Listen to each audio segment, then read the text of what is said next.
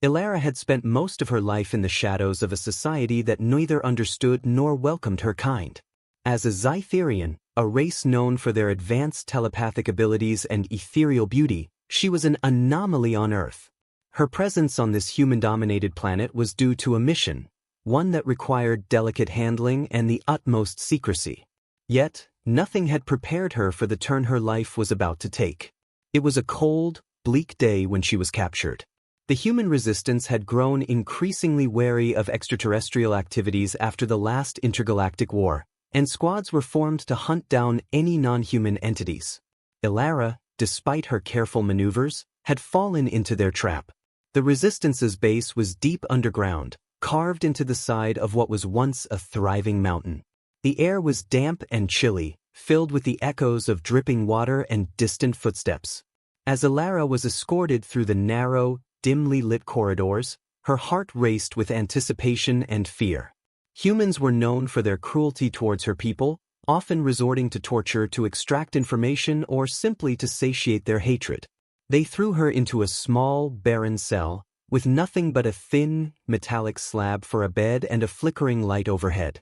The heavy door clanked shut, sealing her fate. She curled up in the corner, trying to shield herself from the biting cold. Her mind raced with plans of escape, but they all seemed futile in her current state. Hours passed, or perhaps it was days. Time seemed to warp in the solitude of her confinement. Eventually, the heavy door screeched open again. Ilara braced herself, expecting a brute with a taser or worse. Instead, a man stepped in, his appearance unlike any of the guards she had glimpsed so far. He was tall, with gentle eyes and a calm demeanor. His uniform was less militant and more medicinal, suggesting he was a doctor or a scientist. "Hello, Ilara," he said softly, closing the door behind him. His voice was kind, without the harshness she had anticipated. "My name is Dr. Aaron Hart. I'm here to ensure you're not harmed." Ilara eyed him suspiciously, her body tense. "Why should I trust you?" she asked, her voice a mixture of defiance and despair.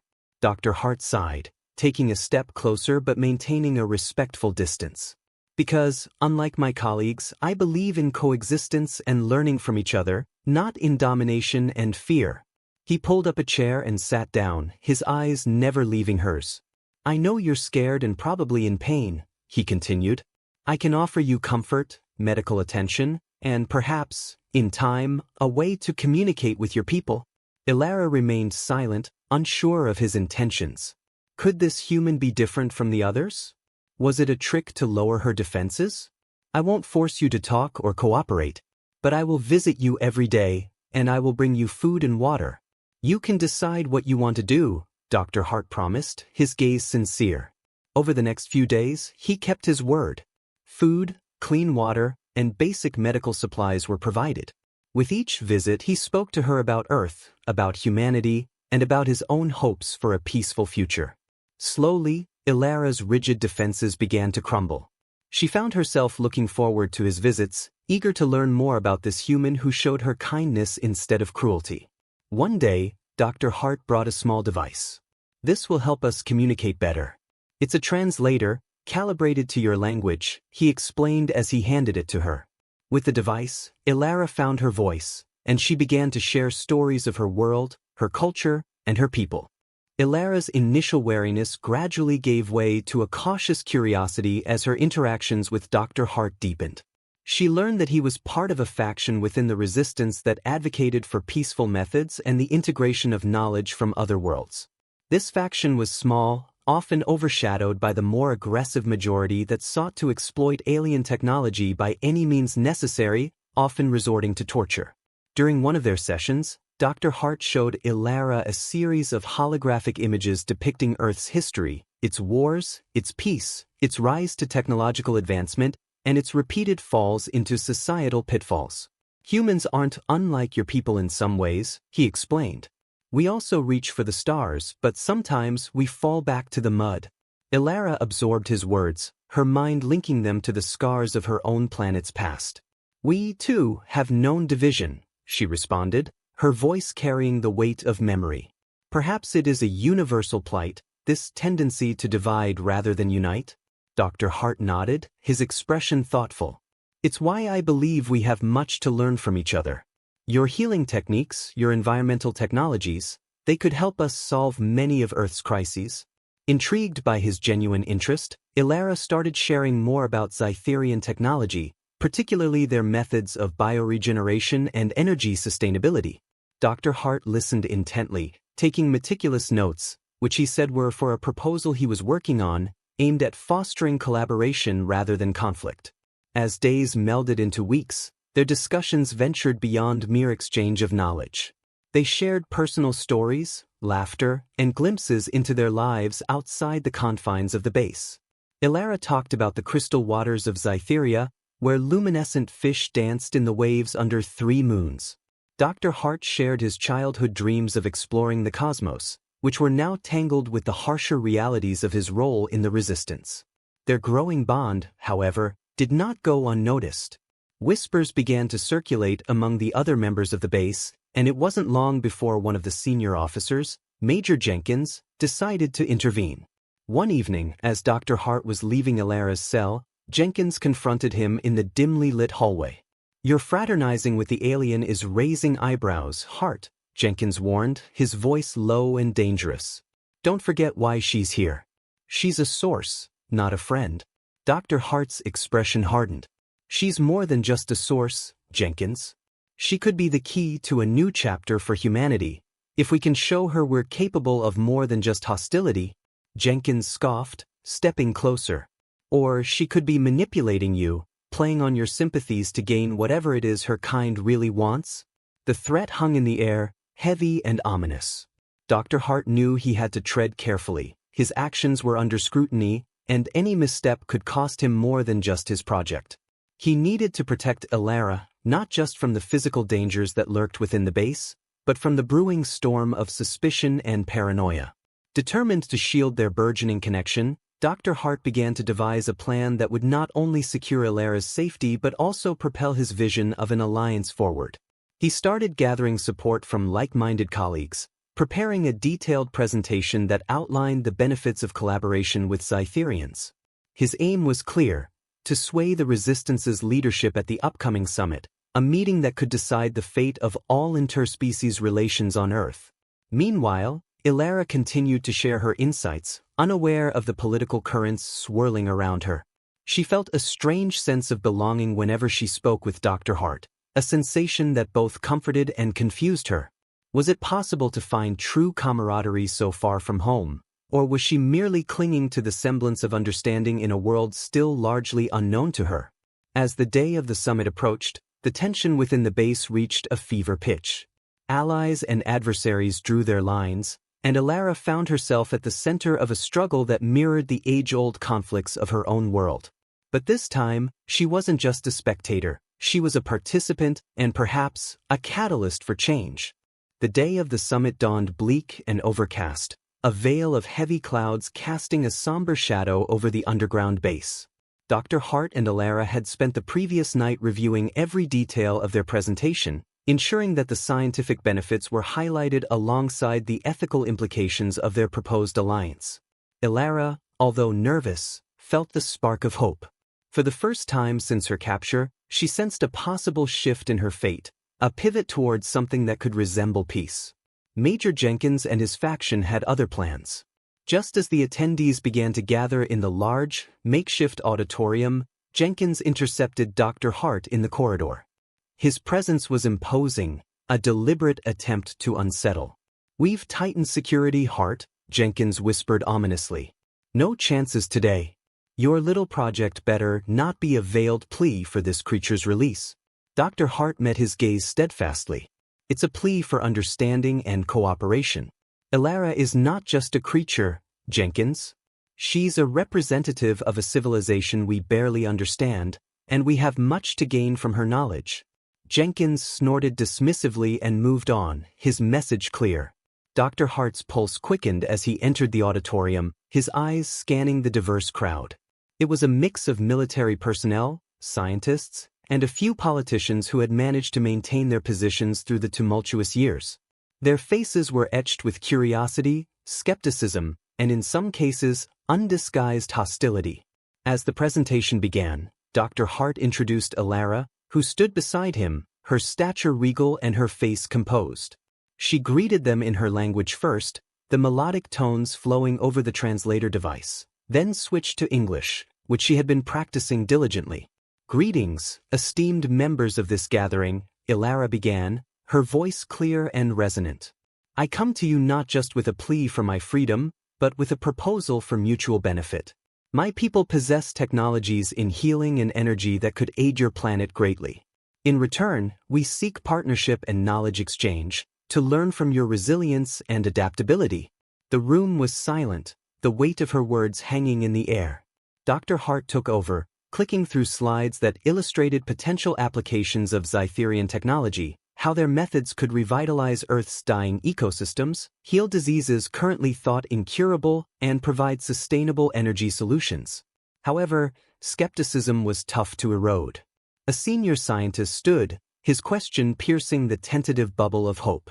"How can we trust that your technologies won't be used against us?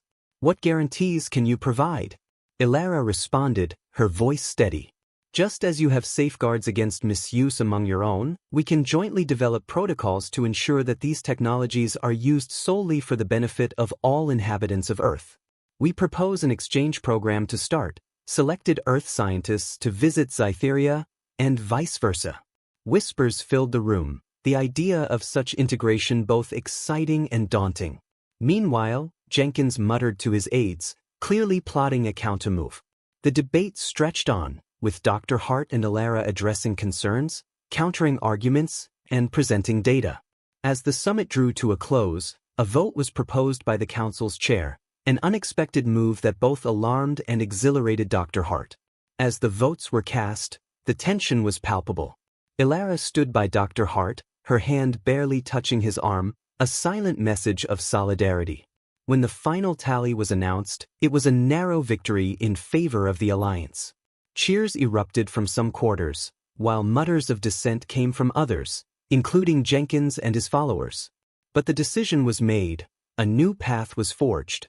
That night, as the base slowly emptied, Dr. Hart and Elara remained in the auditorium, the weight of the day settling over them. They had won a significant battle, but the war for peace and understanding was just beginning. "There will be challenges ahead," Dr. Hart admitted, turning to Elara. "But today, we started something important." "Yes," Elara agreed, a faint smile crossing her lips. "Today, we planted seeds for a future where perhaps one day, fear won't dictate how we interact with the unknown."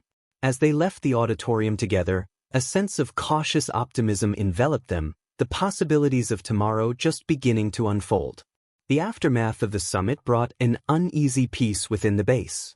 Dr. Hart and Elara began their work under the scrutiny of both their allies and skeptics. The narrow victory at the summit had granted them a mandate, but it was fragile, contingent on producing tangible results that could sway the doubters. Jenkins and his faction watched their every move, waiting for any slip that could undermine their newfound authority. Their first task was to set up the exchange program. It was a delicate operation, involving extensive background checks, security protocols, and the logistical nightmare of arranging travel to Sci-Fi, a planet none but Elara had ever visited. Dr. Hart worked tirelessly, coordinating with Earth's remaining space agencies to retrofit a shuttle with the necessary technology to make the interstellar journey. Elara, meanwhile, prepared the first group of Earth scientists for their trip. She held seminars on Sci-Fi culture, environmental norms, and scientific ethics. Her sessions were filled with a mix of excitement and apprehension from the participants, who were about to become the first humans to step foot on an alien planet. As preparations continued, Elara found herself increasingly divided between her role as a diplomat and her growing personal connection with Dr. Hart. Their late-night discussions often veered from the professional to the personal, each finding in the other a kindred spirit. Yet, Elara couldn't shake the feeling that her heart was leading her into territory she hadn't intended to explore. One evening, while reviewing the final checklist for the shuttle launch, Dr. Hart looked up from his papers, his eyes searching hers. "Elara, have you ever considered what will happen after? When the exchange is over?" She paused, the weight of the question settling in. I have responsibilities to my people, Aaron. And you to yours. We are bridges, not just between two places, but two worlds. Dr. Hart nodded slowly, the unspoken words hanging between them. They both knew the stakes were higher than their individual desires. The day of the launch arrived with a flurry of media attention. Earth hadn't seen a mission of this scale in decades, and the event was broadcast worldwide. Ilara and Dr. Hart stood side by side as the shuttle roared to life, its engines a blazing testament to human ingenuity and alien cooperation. As the shuttle pierced the sky, heading toward the stars, the crowd around them erupted in cheers. For a moment, the world seemed united in wonder and hope. Back at the base, however, the mood was more somber. Jenkins had called an impromptu meeting with the higher echelons of the resistance, casting doubts on the true intentions of the Zytherians. This exchange could be a Trojan horse, he argued vehemently. We must prepare for the possibility that we're being deceived.